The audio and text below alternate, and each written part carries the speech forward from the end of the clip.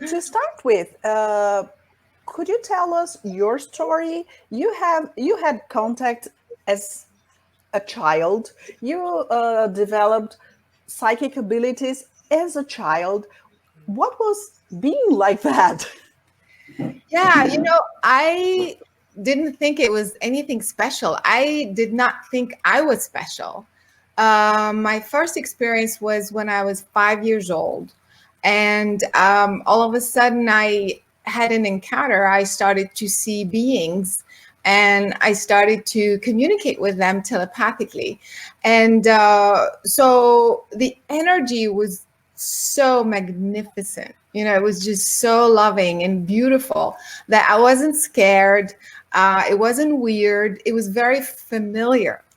So because of that, I kind of went with it and I just had a conversation. And I realized that we were the same energy. And it's as if I was on this side of the veil in physical form, and they were me on the other side of the veil in spirit form. But it was natural, Thais. I mean, it was normal. It was like, oh, that's the way it is. But the clarity of who we are in physical form and the seamless connection to our spirit family that is never severed, never stops. Even we think we are separate. We think there's nobody out there. So that is the experience that stuck in my mind, and that got me asking questions, like, how is this possible? What did I do to make this happen?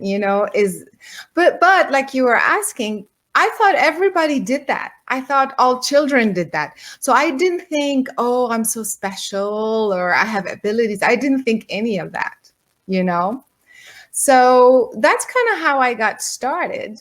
And by asking these questions, I got into the field of consciousness, how the mechanics of consciousness, how does it all work? And one of the messages that I got from them at the time, which still stuck in my mind, was they told me that if you want for this connection to stay active, to stay alive, you have to ask. You have to say, I want this. It's kind of like having a radio station. The music is always playing, but you have to turn on the radio to hear. You know what I mean? So it's not the radio's fault. It's not that there is no connection. It's just that we don't know how to turn on the radio. We don't know to ask, to want, to intend. Does that make sense? So that's kind of what got me asking these questions, the intention that allows us to connect with our spiritual aspect, our entire universal consciousness, which is then the entire universe. Wow. Yeah. You never really had an experience, a very negative experience, because at some point in my life, I can relate to a lot of what you say, except for the direct contact. Yeah. But I had abilities that I thought everybody had. But at some point, I started having negative experiences, and I asked to dial it down, to turn it down, turn it off somehow. Did it ever happen to you? How did you deal with the negative experiences? Yeah, thanks for asking. This is a great question. So my early experiences were all very positive, and it continued on as I grew up. I remember when I was, 10 years old, I would see them and we would communicate. I'd be like, oh, here they are again, And when I was 14, I would see through the walls, and I would do things, and I would look at people, and I knew what was wrong with them. So, but I thought it was very, very natural. The entire time, it was always very positive. It was later when I was older and I started to study the mechanics of consciousness so that I can teach it to other people.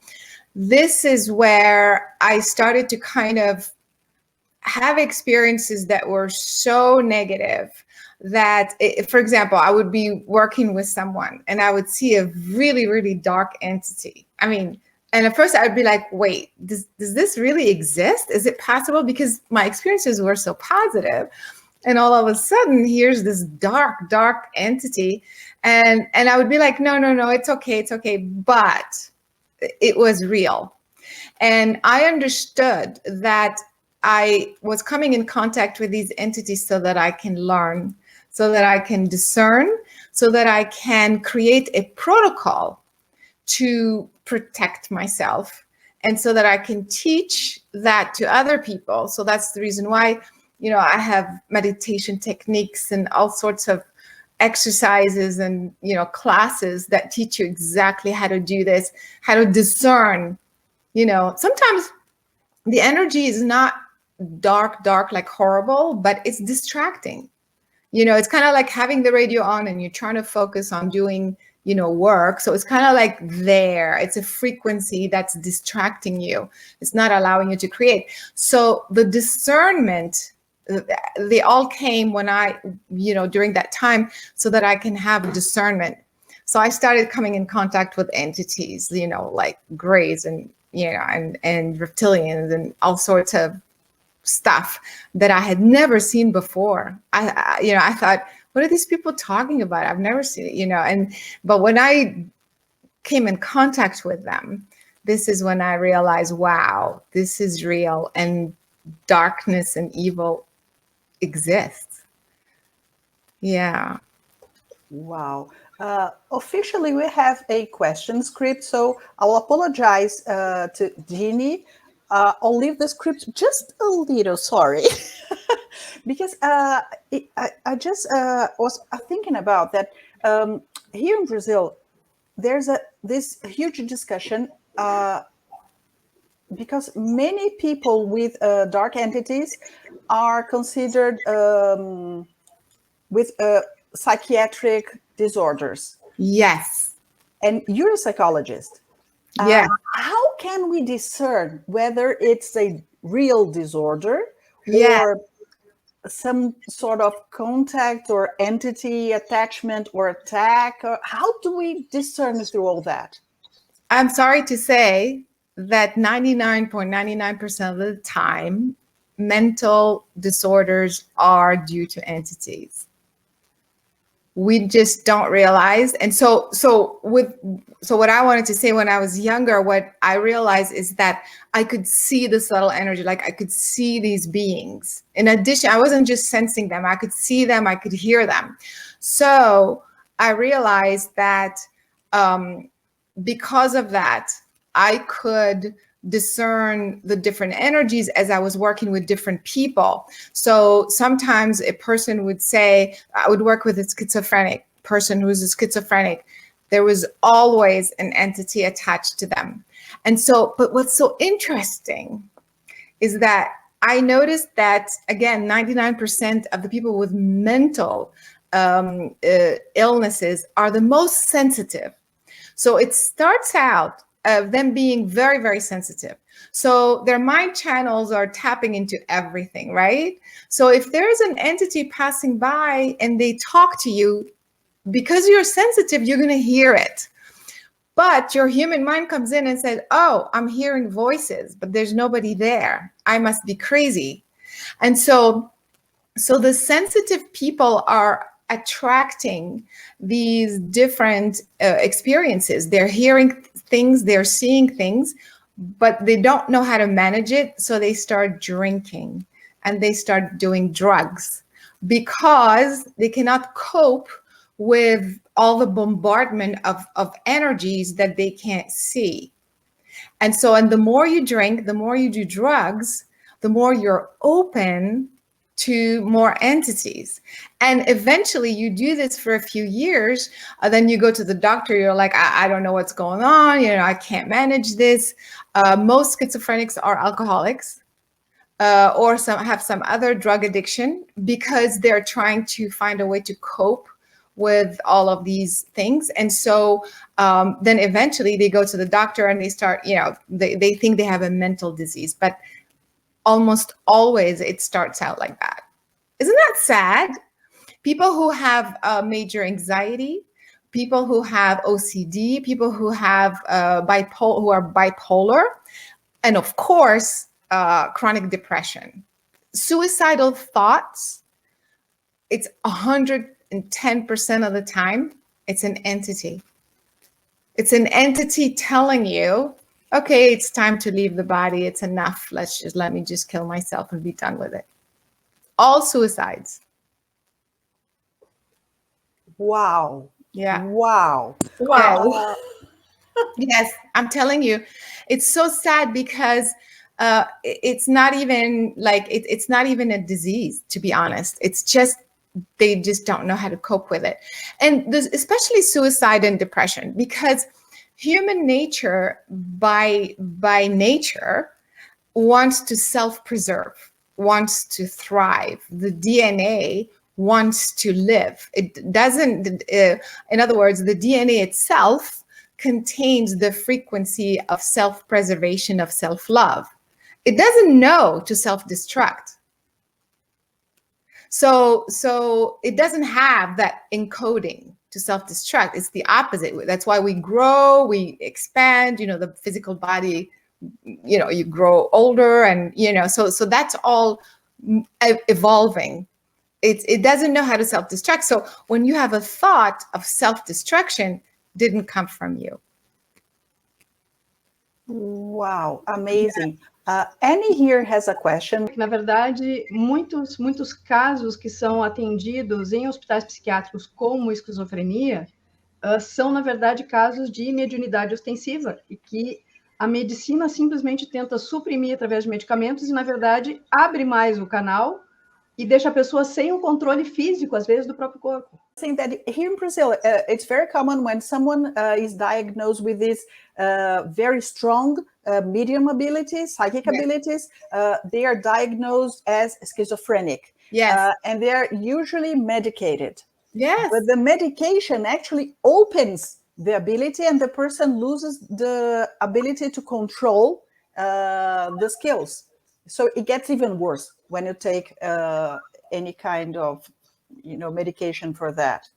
Of course, because technically there's nothing wrong with you. It's not, we forget that it's not the brain. Of course, now we think it's the brain because when they do some sort of whatever, they do tests and stuff, they see that the brain is malfunctioning or doing some crazy stuff, or even the chemistry in the brain is not working or is off. But you are not your brain. You are your consciousness. It's the consciousness, your consciousness that is receiving the information. Oh, I'm tapping into something. Oh, I'm hearing voices. It's your consciousness that is putting the information in the brain and affecting the brain. But of course, the psychiatrist or the medical doctor is just going to study your brain and is going to say, oh, the chemistry is off. Let me fix the chemistry, or blah, blah, blah, So that's how medical doctors know how to fix things. So they're fixing on a chemical, electrical level, when in fact, it's your consciousness is still tapping into everything. And now it's worse because, the brain is now responding to yet another artificial, pill or whatever. It's crazy. And it's so sad, It's sad. It's very sad. And I want to say along the same lines, not just, not just mental problems, but you want to hear something interesting. I get a lot of letters from prison inmates. And I was surprised in the beginning. I was like, oh, what's going on here? And so I started to read them. And I realized actually, because, our distributor can tell us where the movie's being watched, what country or whatever. And we saw there's like a huge chunk of, that revenue, for those movies coming from the prison system. And so I thought that's interesting. So I started to read what they're writing to me, and they all tell me, your movie inspired me. So apparently there's a way for them to buy the movie. I didn't know that, but anyway. And they say, you know, when I saw your movie, I realized that I had experiences as a child. It made me lose my balance, my ability to focus. I got in trouble because of that. And that's how a lot of, you know, inmates are, or criminals or whatever, are, they have some sort of mental disability.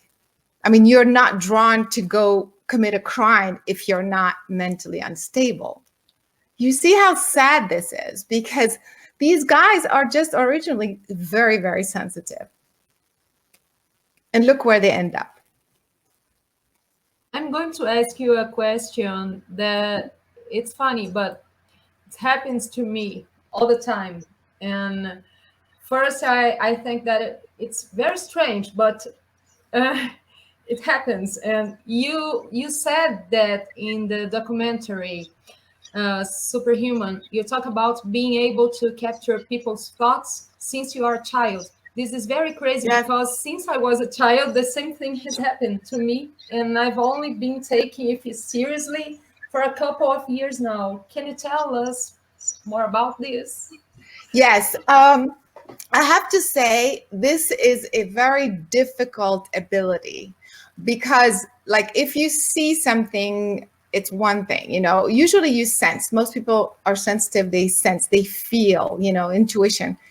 Some people can see the energy, like the aura or what have you, but less people hear, because it's very disturbing to be hearing something and there's nobody there, and you think, you know, like your brain, your mind is playing tricks on you. So in the beginning, I would hear someone's thought. It was exactly what they said. And I would turn around and say, and I would respond. And then they would say, but I didn't tell you that. And I said, but yeah, you did. I heard it. And so that's how I realized that I was doing that. But I also know at one point when I started to also, it was interesting. It was at the same time as I was seeing these dark entities, you know, it was kind of like a period of kind of training, you know. It's like, let's give you all the hard stuff for you to figure it out, you know. And so so I realized that it was very, very important to begin to discern, is it my conscious mind? Is it my subconscious mind? Is it my superconscious mind? Or is it an entity outside of me? And if that's the case, who is it? What is it? Is it my spirit family, like I mentioned earlier, the beings that are part of my consciousness, group of consciousness? Or is it some entity, some, you know, distracting entity passing by? So that's a lot. That's a lot. And as you know, our mind is talking. You know, the mind chatter. We are not trained to master our mind.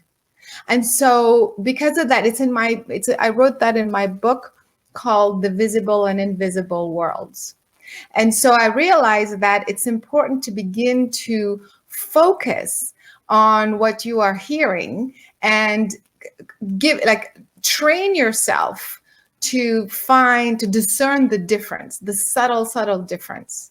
When you hear something coming that sometimes, so what I did, I said, I'm going to write an agreement. It's an agreement between my human self and my consciousness self, my higher consciousness self.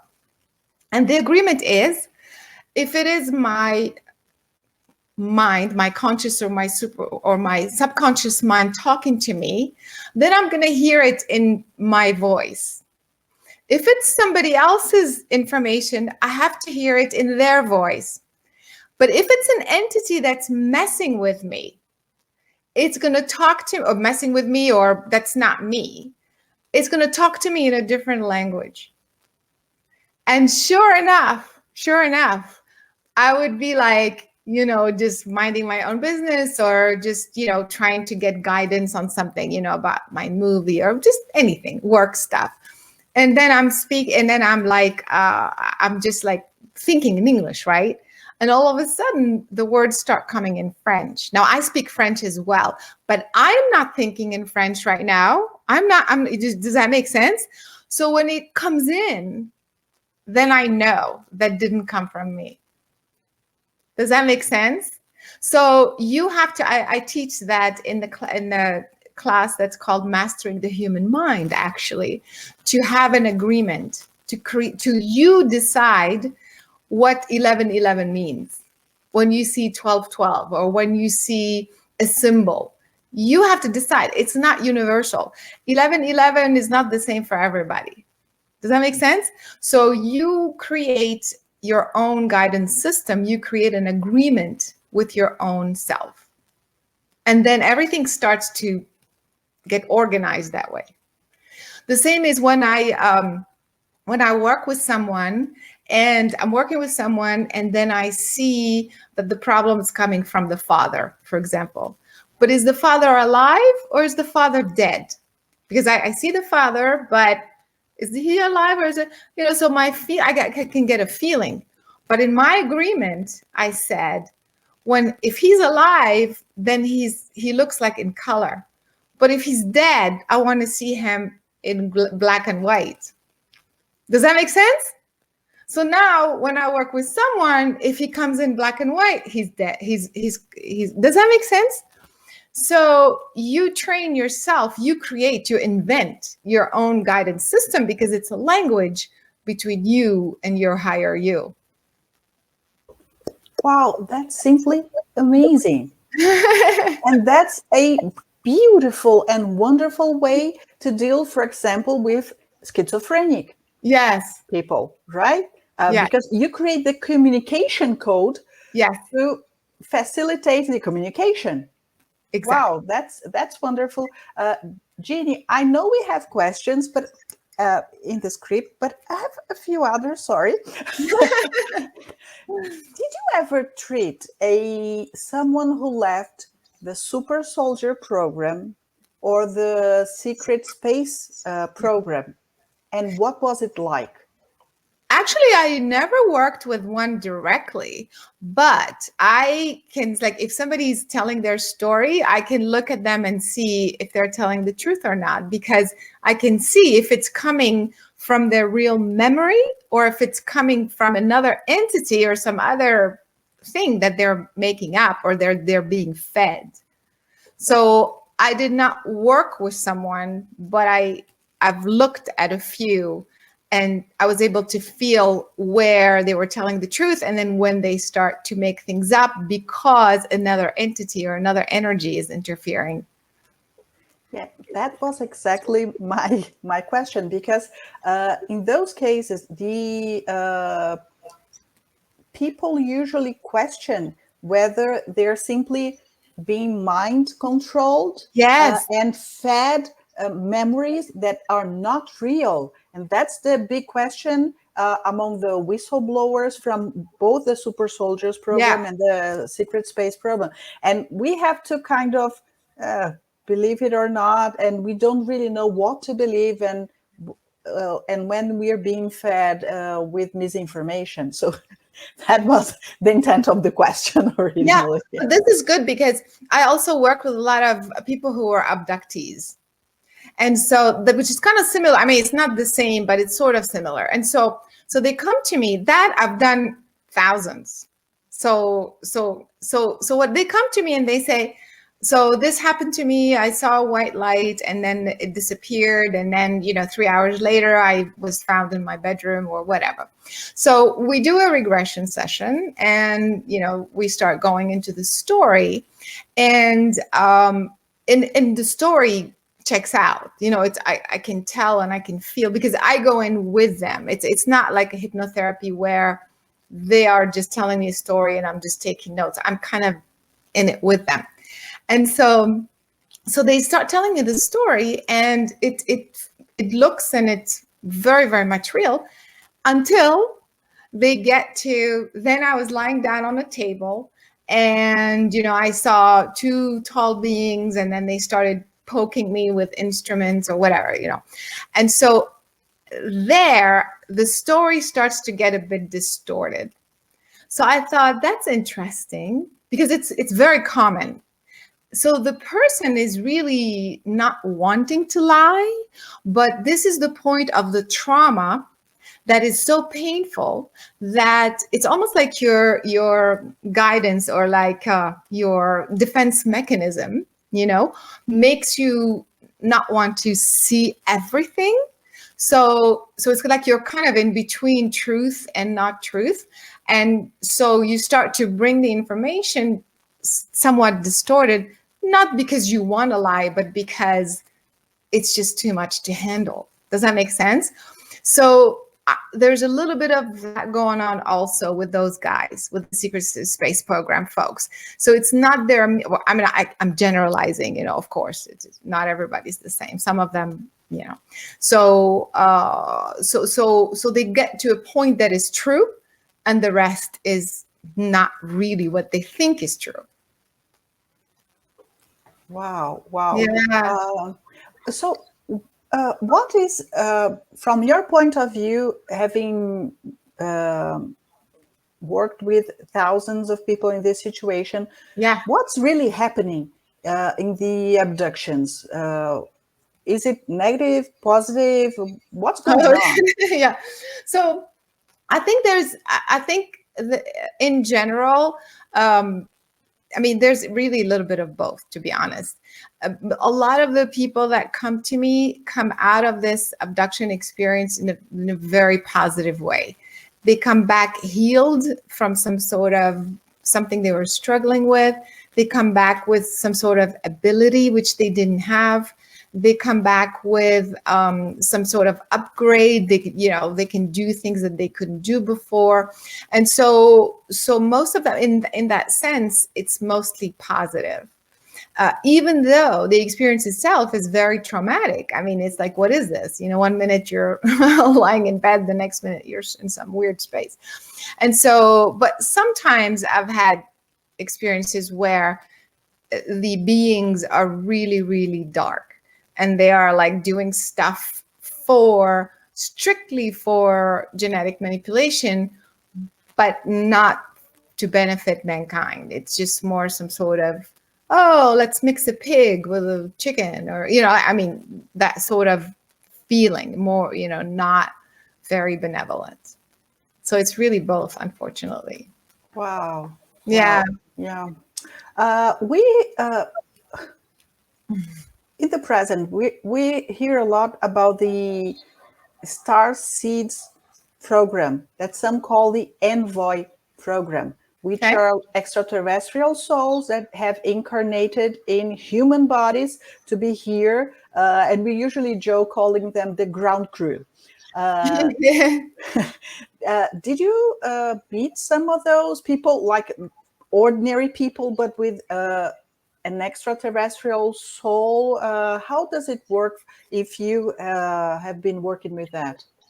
Well, most people that I meet are like that, because I'm going to attract people who are wanting to know their star origin, because that's what I'm here to facilitate. Where did you come from? Who are you really? I mean, that's the work that I'm doing for you to retrace back to your soul lineage. And so I usually attract those sorts of people. And so it's really a whole range. I mean, sometimes people are very awake already, but a lot of people are still very lost. They don't have any protocol. So it's really a wide range, but on some level, everybody's kind of extraterrestrial.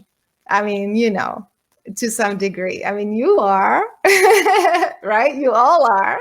The five of us. Yeah. I mean, what are we doing?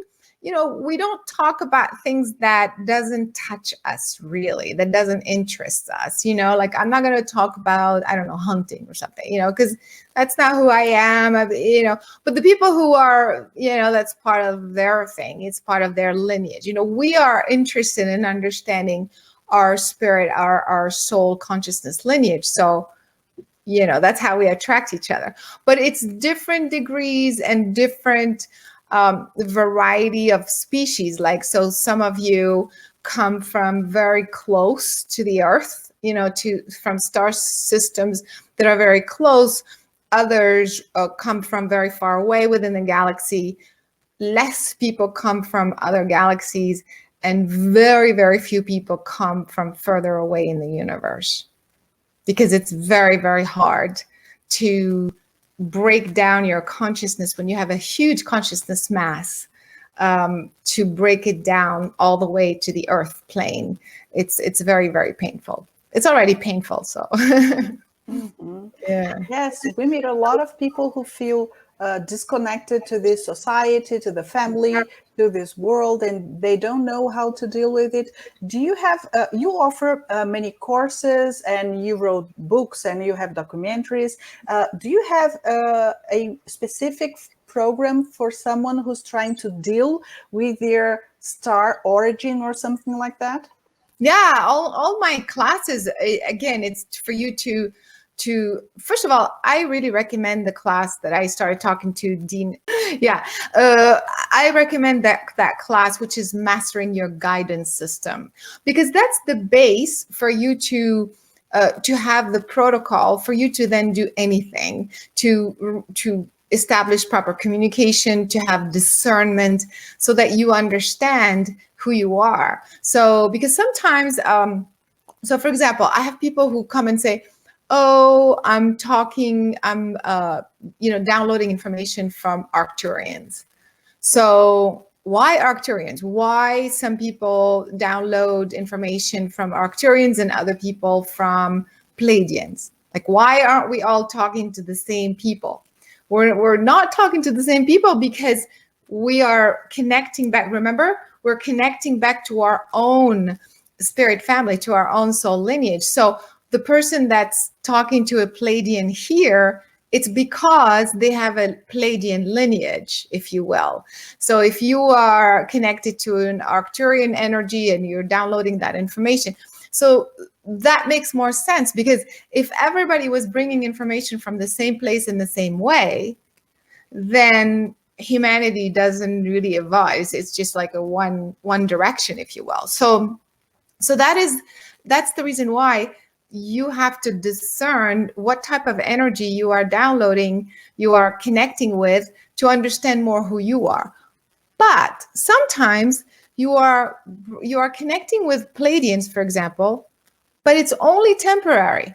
It's only to connect you to the next level, and then the next level. If you notice, there's a lot of people who are channelers, who start downloading entities for some years, and then they stop. Do you notice that? Then either they channel somebody else, or you see, I mean, a lot of the time that's the case, because you are communicating, through different entities that eventually get you to the real who you really are, your soul lineage. So anyway, going back to your question, I recommend that everybody starts with the Mastering Your Guidance System. That's the base for you to start to discern, to navigate your way back. I suppose it's only in English? Yes, unfortunately, but I would love to have the Portuguese translation. We have a team of volunteers for translations. So Yes. if you need help, we're here. I would love that. Like I said, there's a lot of people in Portugal who are, in Brazil, who are constantly emailing me and asking me questions, and can we have this in Portuguese? And we don't have that capacity. So that would be fantastic. Go to my website, carolinecory.com, and you'll see I have a huge library, maybe 600 plus classes and sessions. Yeah, we noticed, and we didn't know where to start. Yeah, we saw that. It's wonderful. It's awesome. And talking about remote viewing, we started talking about remote viewing a few months ago, and it was very interesting, the effect in Brazilians, because people are used to clairvoyant people, and they think it's such a special ability that only the few selected ones have it. And then we started saying, no, everybody can do it. You can do it. we still don't know how to teach you, but at this point we know you can do it. And when we watched your Superhumans documentary, in the end, when you were showing how people are doing it in the United States, in Russia, and things like that, we were like, wow, that's amazing, because it took it to such it's taught in a way that anyone can learn. And I think that's the beauty of it. That's the point of the movie. Because when I did it, I was doing all these experiments with the scientist, and I said, I'm not going to be the only one. Then what's the point? People are going to see, oh, she can do it, that she has those. I'm like, no. We have to invite people who have never done anything like this before. So for every scene, for every segment, as you saw, we invited people who had never done any remote viewing, any telekinesis. And we did it live on camera to show that anybody can do this. And it's just training. And I also love the fact that the way it is used today is helping people with visual who are blind or cannot see properly to navigate the real world using psychic abilities that all of us have. And I was like, wow, it's such a beautiful way to work with those abilities. It's not just like, oh, it's nice, I can see things that no one can see. No, you can help a blind person. And then I was like, wow, I loved it. I have to learn it somehow. Yeah, you're talking about that's great. You're talking about the blindfolds. You're talking about the blindfolds. Yeah. So just for you to know, usually adults take a longer time to learn, but children, just like that. It's crazy. So again, I'm happy to offer you that course, to train yourselves and then teach other people. So you just let me know, because this is important, like you're saying. This is, we're helping not just the blind, you're training your mind to do what you wanted to do. That's crazy. It means that you become the master of you, So, and that for healing, you can use that for healing. You can use that for guidance. You can use that for so many important things. And for the future documentary too, we're here to help you. Okay, so and help the humanity. It's our job. Yes, we are trying to. Yes, I love it. So I am finishing literally my new documentary. Yes, and I saw it. Oh, you did? Which one? Yeah. In the sky, something tears in the sky. Is that correct? Tear in the sky. Tear in the sky. This. Yeah. Look, you can put the website. It's crazy, amazing. I'm looking for it. The name. Yes. And, I'm talking to Renee, and wow. Yes. It's very interesting. Yeah. And Among in fact, Us is awesome too.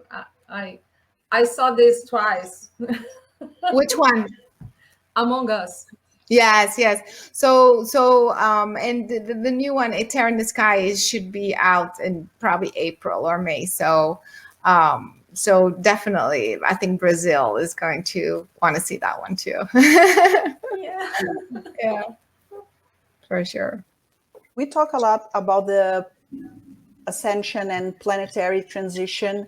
In your opinion, in which, well, let's say, part of the transition, in which point of the transition are we now, and how to deal with the physical and psychological experiences we're having?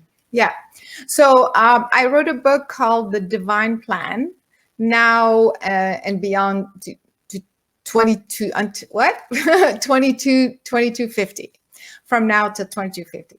And so, which kind of starts from 200,000 years ago until where we are today. So I feel like now we're in the last 250 years. And what happened, just knowing that, what is the divine plan? The divine plan basically is to reconnect the earth back to source in the proper way, align it in the proper way. It's a kind of realign humanity's consciousness to that next level of awareness. So knowing that for 200,000 years it was going in one direction, it takes a long time to course correct. And so now we're in the last 250 years. So it sounds like a lot. Oh my God, 250 years. But 250 years versus 200,000 years is nothing. It's like the last chapter. We're almost there. So what happens from now for the next 200, it's too late. It's almost like it's like the momentum has been so great to course correct that you can't change your mind. Like the planet is self-correcting, humanity is self-correcting, whether you like it or not, it is already going there. What's happening, those who are resisting, the momentum is so strong, so strong. Those who are resisting and wanting to stick to the old paradigm, the separation, the control, the fear-based reality, or, the pandemic and like all the fear-based things, the wars, the drugs, whatever. Those who are attached to this are going to have a hard time because the momentum of self-correction is so strong. It's like you're going against the current. So either you get on the bus and you're just make it to the finish line, or you're just going to have to fall off. And I think this is where we are. This is the juncture. So those who have been embracing, those who have been focusing of, humanity, consciousness, the planet, realigning with source properly, it's going to get better and better and better. Doesn't look like it right now. It looks like chaos, but the chaos is because there are a lot of people falling off. Do you see what I mean? Not everybody's on board. And that's what we're observing right now. We're observing the final kind of dismantling of the old paradigm. So it's rough. It's rough that we're witnessing this, but those who have the vision, that's it. We made it to the finish line. So the advice you asked me, so also, I don't know about you, but there's a lot of people who are having a lot of physical issues. Are you? Right?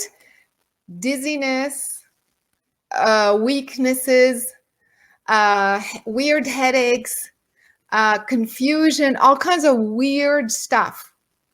And you think like, wait, what's happening to me? It's also the planet's axis is changing. And so the magnetism is changing, but that's only because it's becoming so strong. So I think for the next 2-3 years, it's still going to be a little bit rough like that because we just started the new current, the stream. And so, but then after 2-3 years, that's it. So this is kind of where I feel we're at. So you just have to hang in there.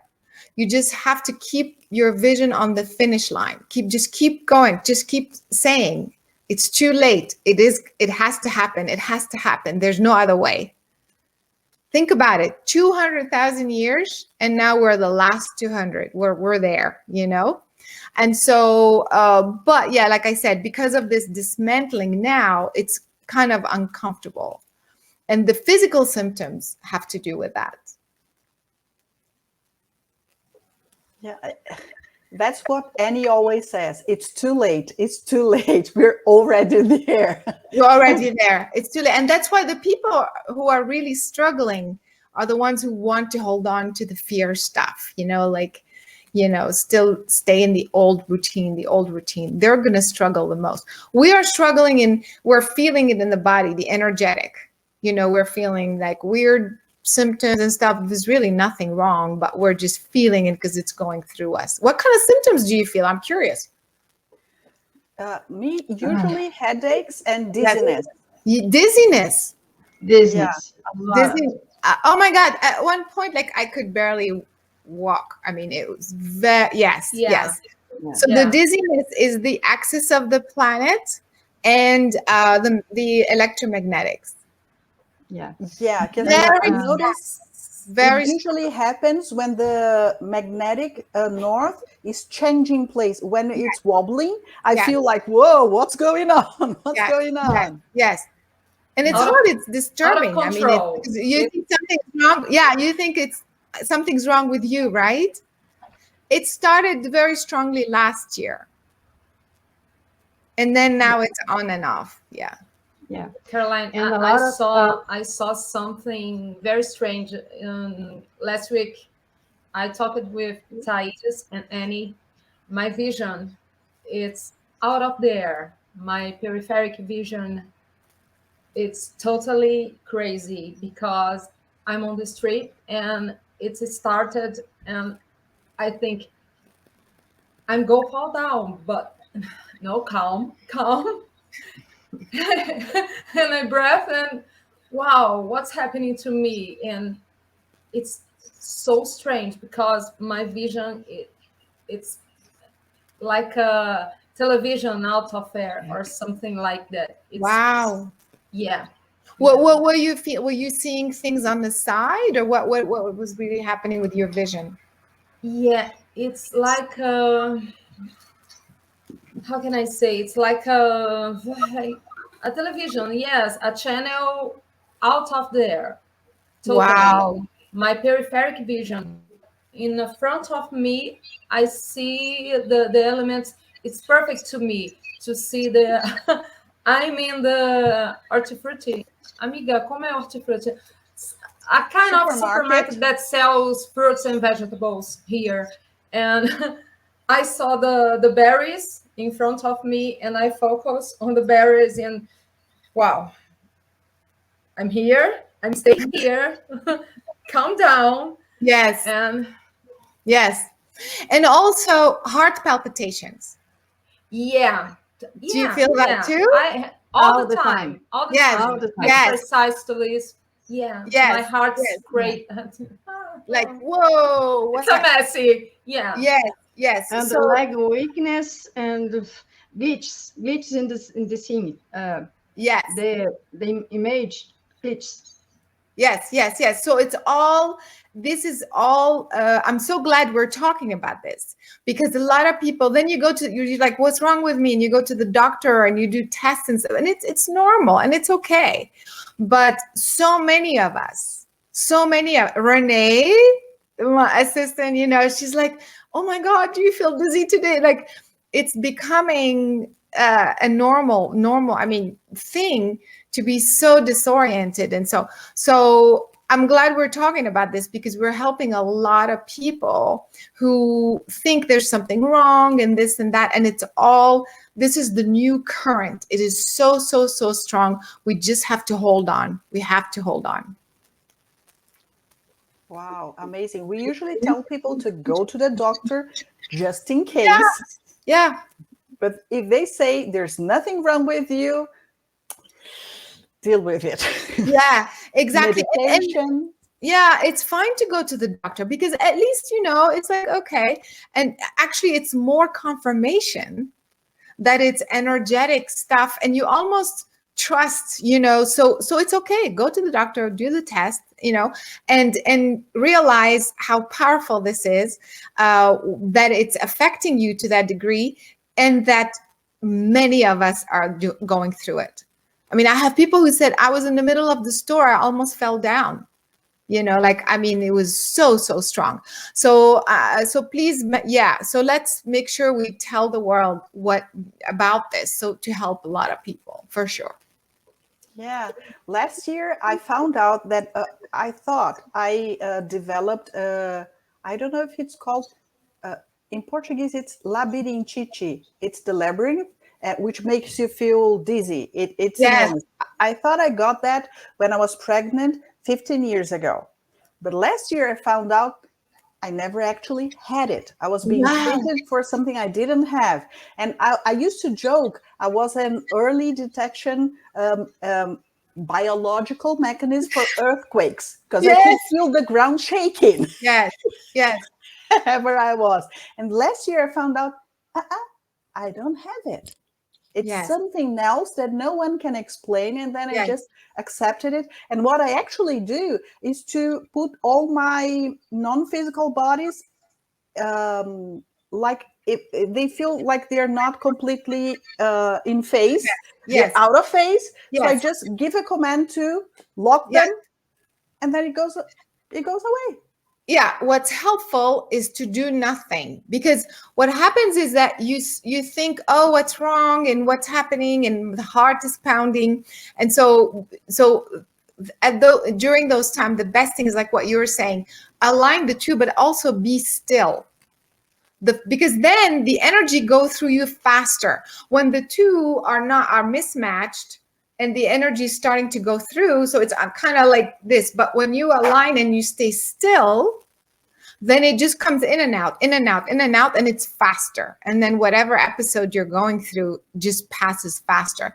And it's amazing for me, for example, it's like literally like sometimes it's exactly like 3 hours. So I'm just doing my thing and boom, it hits me. It's like, oh, okay, crazy, crazy, crazy, crazy, crazy. And then I lie down, whatever. And then exactly, I could tell this one is going to last 2 hours. It's going to last 3 hours. Exactly at 3 o'clock, boom, like nothing. Like I'm totally normal. I go out jogging. I'm like nothing happened. So, okay, but if there's something wrong with you, it doesn't just stop, it's like, so that's why, we need to share this with people, because it's very disturbing, because when it hits you, it's very, very strong. All right. We know that. Yes, hang in there. We are talking a lot for people in our in our lives to calm down, and it's normal. I think more or less, but it's normal.